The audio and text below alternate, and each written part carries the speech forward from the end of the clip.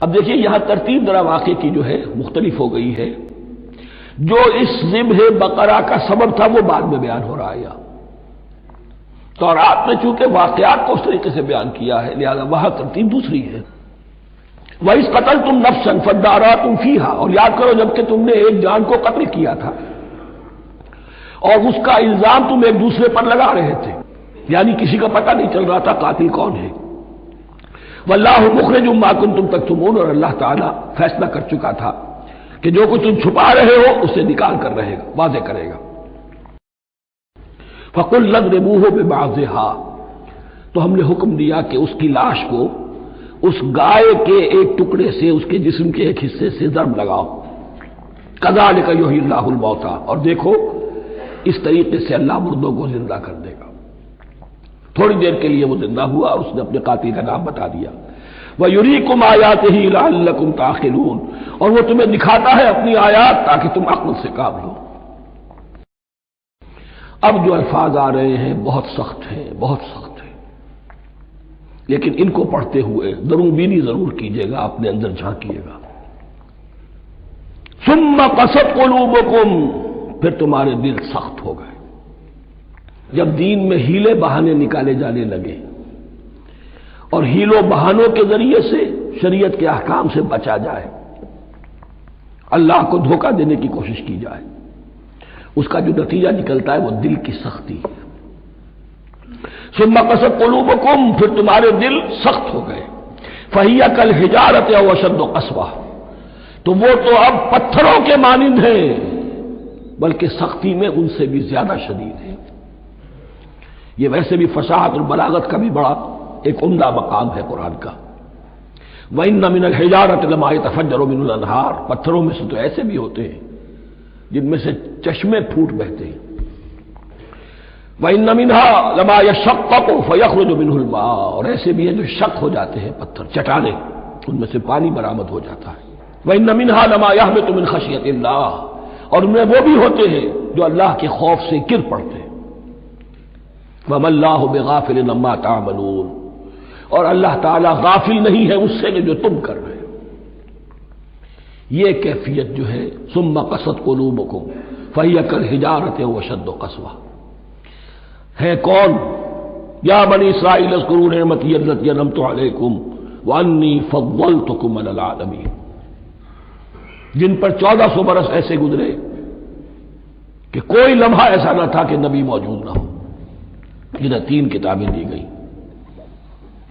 لیکن یہ کہ اپنی بدعملی، عقائد میں بھی مین میخ کر کے اپنے آپ کو بچانے کے راستے نکال لینا، اعمال میں بھی ہیلوں کے ذریعے سے، کتاب الحیل کے ذریعے سے اپنے آپ کو ذمہ داریوں سے مبرہ کر لینا، اس کا نتیجہ پھر یہ نکلتا ہے. اللہ تعالیٰ مجھے اور آپ کو اس انجام بد سے بچائے. تو یہ جو سلسلہ مضمون چل رہا ہے خطاب بے امت سابقہ امت مسلمہ بنی اسرائیل، ان کے ساتھ خطاب کا سلسلہ سورہ بقرہ میں 5ویں رکوع سے شروع ہوا اور 15ویں رکوع کے آغاز تک چلے گا. یہ 10 رکوع ہیں. عرض کر چکا ہوں بار بار، اور اس کو میں چاہتا ہوں آپ اچھی طرح ذہن نشین کر لیں کہ اس میں سے پہلا رکوع جو ہے وہ دعوت کا ہے، وہ بہت فیصلہ کن ہے. یہی وجہ ہے کہ دیکھیے اس رکوع کا آغاز ہوا یا بنی اسرائیل اذکروا نعمتی التی انعمت علیکم وَأَوْفُوا بِعَهْدِي أُوفِ بِعَهْدِكُمْ وَإِيَّايَ فَارْهَبُونِ، اور خود بخود ظاہر ہو رہا ہے اسلوب کلام سے کہ اگلے رکوع سے بات کا رنگ بدل گیا ہے. یا بنی اسرائیل اذکروا نعمتی التی انعمت علیکم وانی فضلتکم علی العالمین واتقوا یوما لا تجزی نفس عن نفس شیئا ولا يقبل منها شفاعۃ ولا یؤخذ منها عدل ولا هم ینصرون. یہ تہدید کا انداز ہے، دھمکی کا انداز ہے. تو میں نے عرض کیا تھا کہ 5واں رکوع اس خطاب میں بمنزلہ فاتحہ ہے، بہت اہم ہے. اور بقیہ جو 9 رکوع ہیں ان میں بریکٹ کا انداز ہے کہ 2 آیتوں سے بریکٹ شروع ہوتی ہے، انہی 2 آیتوں پر بریکٹ ختم ہوگی.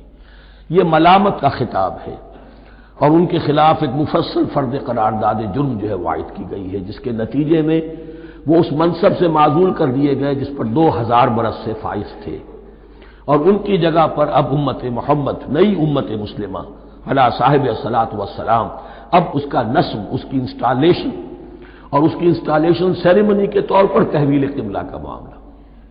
یہ ربط کلام اگر سامنے نہ رہے تو انسان کھو جاتا ہے قرآن مجید کی طویل صورتوں کو پڑھتے ہوئے کہ بات کہاں سے چلی تھی، کدھر جا رہی ہے، کیا ربط ہے، کیا تعلق ہے، سیاق کلام کیا ہے۔ اس کو میں اس لیے بار بار، حالانکہ مجھے معلوم ہے کہ وقت کم ہے، لیکن میں اس چیز کو زیادہ اہمیت دے رہا ہوں۔ اب ان 9 رکوعوں کے مضامین میں کچھ تو واقعات ہیں، تم نے یہ کیا، تم نے یہ کیا، تم نے یہ کیا۔ ظاہر بات ہے ترجمہ تو کرنا ہوگا، کچھ مختصر وضاحت بھی کرنی ہوگی، لیکن ان کے تفصیل میں جانے کی ضرورت نہیں ہے۔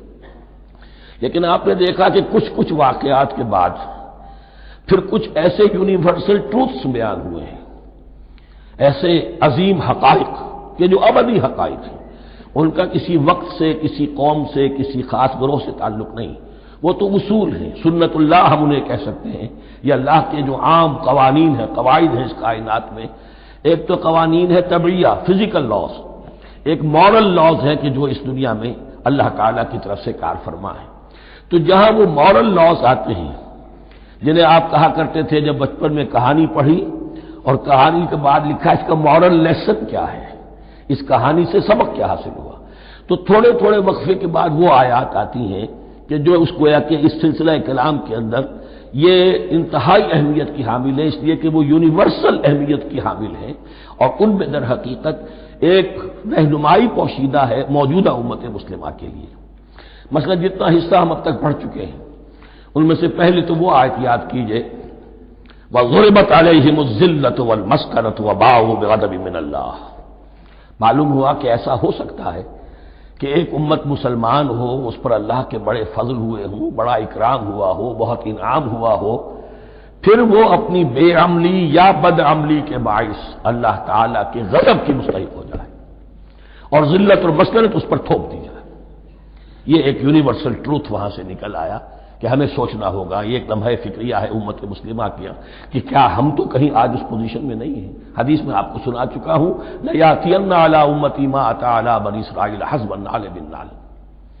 دوسرا اسی طرح کا یونیورسل ٹروتھ والا مقام تھا آخری جو ہم نے کل پڑھا ہے، ثُمَّ قَسَتْ قُلُوبُكُمْ وَهِيَ كَالْحِجَارَةِ أَوْ أَشَدُّ قَسْوَةً۔ کسی مسلمان امت کا یہ حال بھی ہو سکتا ہے کہ ان کے دل اتنے سخت ہو جائیں کہ سختی میں پتھروں کو اور چٹانوں کو مات دے جائیں۔ یہ بھی ایک کیفیت ہے جو سامنے آئی، حالانکہ قوم وہ ہے انی فضلتکم علی العالمین، از کجا تاب کجا، لیکن یہ حقیقت بھی ہمارے سامنے آئی کہ یہ چیزیں جو ہیں اپنی جگہ پر امکانات میں سے ہیں۔ البتہ یہاں ایک بات میں عرض کر دوں کہ اس قساوت قلبی میں پوری امت برابر مسلط جو ہے مبتلا نہیں ہوا کرتی، اس میں امت کے جو قائدین ہوتے ہیں اور امت مسلمہ کے قائدین اس کے علماء ہوتے ہیں، سب سے زیادہ شدت کے ساتھ یہ خرابی ان میں آتی ہے، اس لیے کہ باقی لوگ تو پیروکار ہیں، پیچھے چلتے ہیں، وہ اعتماد کرتے ہیں کہ یہ ہے اللہ کی کتاب کے پڑھنے والے، یہ ہے تورات کے حامل، یہ جانتے ہیں، وہ ان کے پیچھے پیچھے چل رہے ہوتے ہیں۔ لیکن جو لوگ جان بوجھ کر اللہ کی کتاب میں تحریف کر رہے ہوں، انہیں تو پتا ہے ہم کیا کر رہے ہیں۔ جو لوگ جان بوجھ کر حق کو پہچان کر اس کا انکار کر رہے ہیں، انہیں تو پتا ہے کہ ہم کیا کر رہے ہیں۔ در حقیقت یہ سزا ان پر آتی ہے۔ یہ بات اب ان آیات میں جو آج ہم پڑھنے چلے ہیں بہت زیادہ واضح ہو جائے گی انشاءاللہ۔ فرمایا افتطمعون ان یؤمنوا لکم، تو اے مسلمانوں کیا تم یہ توقع رکھتے ہو کہ یہ ایمان لے آئیں گے تم پر، تمہاری بات مان لیں گے؟ ظاہر بات ہے مسلمانوں کو توقع تھی کہ مشرکین مکہ تو بہت دور تھے دین سے، توحید سے دور، رسالت کا کوئی تصور ہی نہیں، کتاب کوئی ان کے پاس تھی ہی نہیں۔ یہ تو یہود ہیں اور ان کے پاس تو کتاب رہی ہے، یہ موسیٰ کے ماننے والے ہیں، یہ توحید کے علم بردار ہیں، یہ آخرت کا بھی اقرار کرتے ہیں، تو ان کو جھٹپٹ مان لینا چاہیے۔ تو جو مسلمانوں کے دل میں، عام مسلمانوں کے دل میں جو حسن ظن تھا، اب در حقیقت یہ اس کو ایڈریس کیا جا رہا ہے، افتطمعون ان یؤمنوا لکم، تمہیں بڑی طمع ہے، کوشش ہے، تمہاری خواہش ہے، آرزو ہے، تمنا ہے، توقع ہے کہ یہ بات مان لے گے تمہاری۔ وَقَدْ كَانَ فَرِيقٌ مِّنْهُمْ يَسْمَعُونَ كَلَامَ اللَّهِ ثُمَّ يُحَرِّفُونَهُ مِن بَعْدِ مَا عَقَلُوهُ وَهُمْ يَعْلَمُونَ، جبکہ حال یہ ہے کہ ان میں سے ایک جماعت، ایک گروہ وہ بھی ہے کہ جو اللہ کے کلام کو سن کر پھر اس میں تحریف کرتا رہا ہے، اس کے بعد کہ اس کو سمجھ لیتا تھا اور اچھے جان بوجھ کر تحریف کرتا تھا۔ اب ظاہر بات وہ گروہ کون ہوں گے؟ علماء ہی تو ہیں نا، عام آدمی تو تحریف نہیں کر سکتا تھا، تحریف کرنے والے تو علماء تھے۔ افتؤمنون ان یؤمنوا لکم وقد کان فریق منهم یسمعون کلام اللہ ثم یحرفونہ من بعد ما عقلوہ وهم یعلمون وَإِذَا لَقُوا الَّذِينَ آمَنُوا قَالُوا آمَنَّا۔ اب دیکھیے ایک بات بڑی عجیب سامنے آئے گی کہ جس طرح منافقین مسلمانوں میں تھے ایسے ہی منافقین یہود میں بھی تھے۔ یہود میں سے کچھ لوگ ایسے تھے کہ جن پر حق جب منکشف ہو گیا اور کچھ ان کی صالح فطرت بھی تھی، اب وہ آنا چاہتے تھے اسلام کی طرف، لیکن اپنے خاندان کو، گھر والوں کو، اپنے کاروبار کو، اپنے قبیلے کو چھوڑنا بھی ممکن نہیں تھا، اور قبیلوں کی سرداری جو ہے وہ ان کے علماء یہود کے پاس ہے۔ تو دل ان کے کچھ صاف ساتھ آ چکے تھے اہل ایمان کے، اور جب وہ اہل ایمان سے ملتے تھے تو کبھی کبھی باتیں بھی بتاتے، ہاں یہ بات جو محمد کہہ رہے یہ تورات میں لکھی ہوئی تھی، واقعی یہ بات یوں ہی تھی۔ اب اس کے بعد جب وہ جاتے تھے اپنے شیاطین کے پاس، وہی شیاطین ان کے علماء، ان کے بڑے سرکردہ لوگ، تو وہ جا کر انہیں ڈانٹ ڈپٹ کرتے تھے، بے وقوفو یہ کیا کر رہے ہو، تم یہ بات بتا رہے ہو انہیں تاکہ اللہ کے ہاں جا کر وہ تم پر حجت قائم کرے، تو انہیں پتا تھا اور پھر بھی انہوں نے نہیں مانا۔ اب یہ ان کا آپس کا مکالمہ ہو رہا ہے۔ وَإِذَا لَقُوا الَّذِينَ آمَنُوا قَالُوا آمَنَّا، اور ان میں سے کچھ لوگ ہیں کہ جب ملتے ہیں اہل ایمان سے تو وہ کہتے ہیں ہم ایمان لے آئے۔ وَإِذَا خَلَا بَعْضُهُمْ إِلَىٰ بَعْضٍ، اور جب وہ خلوت میں ہوتے ہیں ایک دوسرے کے ساتھ، قالوا وہ کہتے ہیں اتحدثونہم، کیا تم بتا رہے ہو ان کو، بما فتح اللہ علیکم، وہ باتیں جو اللہ نے کھولی ہیں تم پر، لیحاجوکم بہ عند ربکم، کہ وہ تم پر حجت قائم کریں تمہارے رب کے پاس، کہ اللہ اس نے مانا تھا کہ ہاں تورات میں یہ ہے، تو تم ذرا عقل سے کام لو، اور یہ حقیقتیں جو تورات کے ذریعے سے ہمیں معلوم ہے ان مسلمانوں کو مت بتاؤ۔ اس پر اللہ کا تبصرہ کیا ہے؟ افلا تعقلون، یہ تو ابھی انہی کا قول ختم ہوا کہ کیا تم عقل نہیں ہے کہ تم ایسا بے وقوفی کا کام کر رہے ہو۔ اولا یعلمون، یہ تبصرہ اللہ کا ہے، تو کیا یہ لوگ نہیں جانتے ان اللہ یعلم ما یسرون وما یعلنون، کہ اللہ تو جانتا ہے وہ سب کچھ بھی جو وہ چھپاتے ہیں اور وہ سب کچھ بھی جسے وہ ظاہر کرتے ہیں۔ تو چاہے یہ باتیں مسلمانوں کو بتاؤ نہ بتاؤ، اللہ کی طرف سے تو محاسبہ ہو ہی جانا ہے، لہذا یہ بھی ان کی ناسمجھی کی دلیل ہے۔ اب آ رہی ہے وہ اصل اہم بات جو میں نے آج ابتدا میں بیان کر دی تھی، وَمِنْهُمْ أُمِّيُّونَ، ان میں سے بھی ایک طبقہ تو ہے ان پڑھ لوگوں کا۔ اب دیکھیے امی اصل میں تو ایک طرح سے کہنا چاہیے کہ مشرکین عرب کے لیے لفظ ہے قرآن مجید میں، کیوں؟ ان کے اندر پڑھنے لکھنے کا رواج بھی نہیں تھا، کوئی آسمانی کتاب بھی ان کے پاس نہیں تھی۔ لیکن اب یہود کے بارے میں کہا جا رہا ہے، جیسے آج مسلمان ہیں کہ اکثر و بیشتر مسلمان تو جاہل ہیں، چاہے پی ایچ ڈی کیا ہوا ہو، پی ایچ ڈی تو فزکس میں کیا ہوا ہے، قرآن کی الف بیتیں نہیں آتی، دین کے جو ہے مبادی تک سے ناواقف ہیں، بہت پڑھے لکھے، اس کو ہمارے بعض لوگ کہتے ہیں پڑھے لکھے جاہل۔ آج کی عظیم اکثریت مسلمانوں کے پڑھے لکھے مسلمانوں کی وہ پڑھے لکھے جاہلوں پر مشتمل ہے، اس میں شامل کر لیجئے ہماری اکثریت جو ہے ہی بغیر پڑھی لکھی، تو اب انہیں کیا پتا، وہ تو سارا اعتماد کریں گے علماء پر، کوئی بریلوی ہیں بریلوی علماء پر اعتماد کریں گے، کوئی دیوبندی ہے وہ دیوبندی علماء پر اعتماد کریں گے، کوئی اہل حدیث ہے وہ اہل حدیث علماء پر اعتماد کریں گے۔ منہم امیون، اب امیون کا سہارا کیا ہوتا ہے؟ منہم امیون لا یعلمون الکتاب الا امانیہ، وہ کتاب سے تو واقف نہیں ہوتے، اپنی کچھ خواہشات ہیں کہ جن کو جانتے ہیں۔ یہ خواہشات بعد میں کھل جائے گا، یہ خواہشات کیا ہیں؟ ہم تو اسرائیلی ہیں، ہم تو اللہ کے محبوب ہیں، ہم تو امت محمد میں ہیں، ہماری تو شفاعت ہو ہی جائے گی، یہ امانی ہے، تلک امانیہم، اور ہمیں تو جہنم میں داخل کیا بھی تو تھوڑے سے عرصے کے لیے، ہمیں نکال لیا جائے گا، یہ امانی ہے۔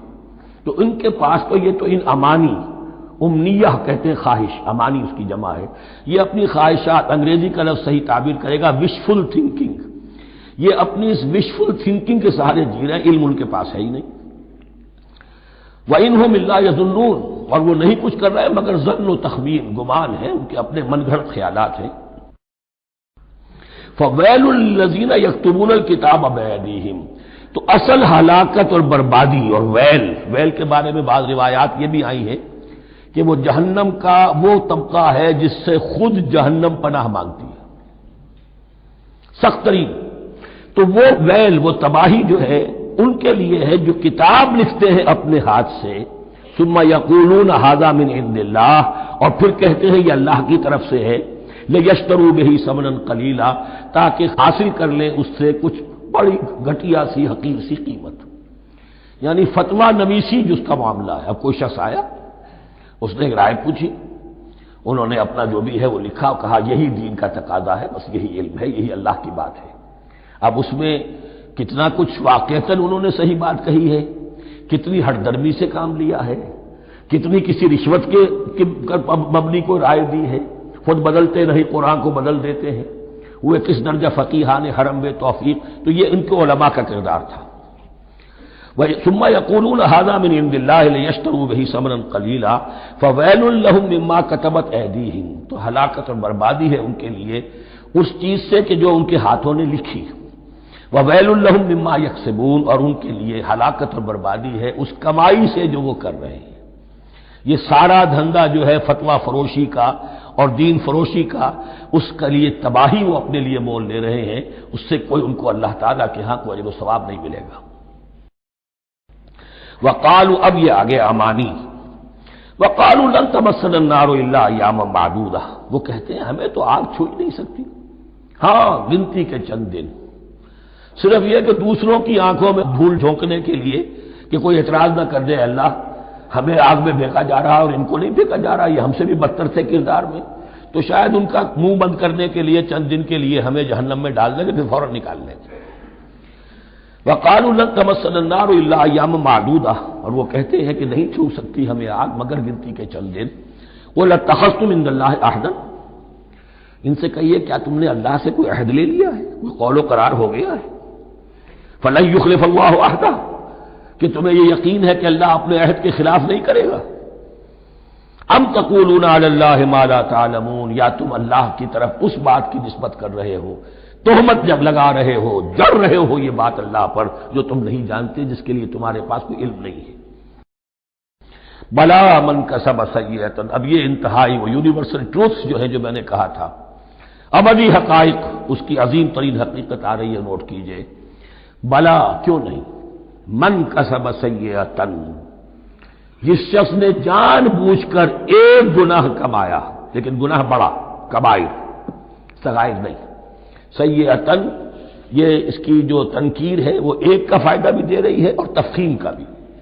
جس نے بھی جان بوجھ کر کسبا، ایک گناہ کمایا، فاحاطت بہ خطیئتہ، اور اس کی خطا نے اس کا گھیراؤ کر لیا، یعنی ایک ہی گناہ ہے، سود کھا رہا ہے، باقی نماز ہے، تہجد ہے، یہ ہے وہ ہے، لیکن اس ایک گناہ کی برائی بھی اتنی اس کے گرد جو ہے چھا جائے گی کہ پھر اس کی یہ ساری نیکیاں ختم ہو کر رہ جائیں، ایک گناہ۔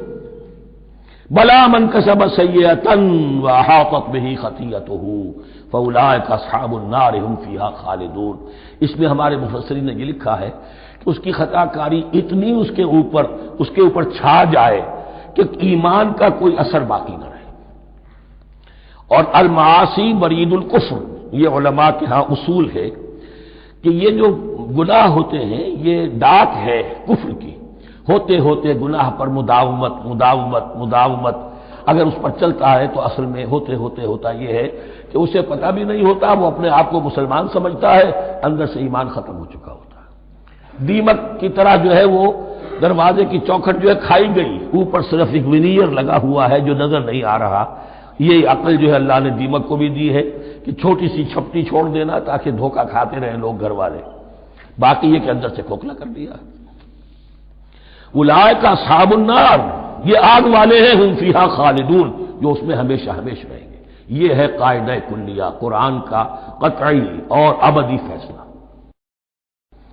والذین آمنوا وعملوا الصالحات، ہاں اس کے برعکس جو لوگ ایمان لائیں اور نیک عمل کریں۔ اب نیک عمل میں ہر شخص نے اپنا اپنا نظریہ بنا رکھا ہے، مراد نیک عمل قرآن مجید کا کیا ہے؟ دین کے سارے تقاضوں کو ادا کرنا، وہ نیک عمل ہوگا۔ آپ نے ایک نیکی لے لی، یتیم خانہ کھول دیا، بڑی فاؤنڈیشن بنا دی، بیواؤں کا انتظام ہو رہا ہے، لیکن کاروبار میں سودی لین دین ہے، جھوٹ ہے، فریب ہے، دھوکہ ہے، سب چل رہا ہے۔ تو یہ نہیں، دین کے تقاضے یہ بھی ہے کہ دین کو قائم کرنے کی جد و جہد میں لگو، اس کی شرائط پوری کرو۔ تو فرمایا والذین آمنوا وعملوا الصالحات اولئک اصحاب الجنہ ھم فیہا خالدون، وہ ہیں جنت والے اور وہ اس میں ہمیشہ ہمیشہ رہیں گے۔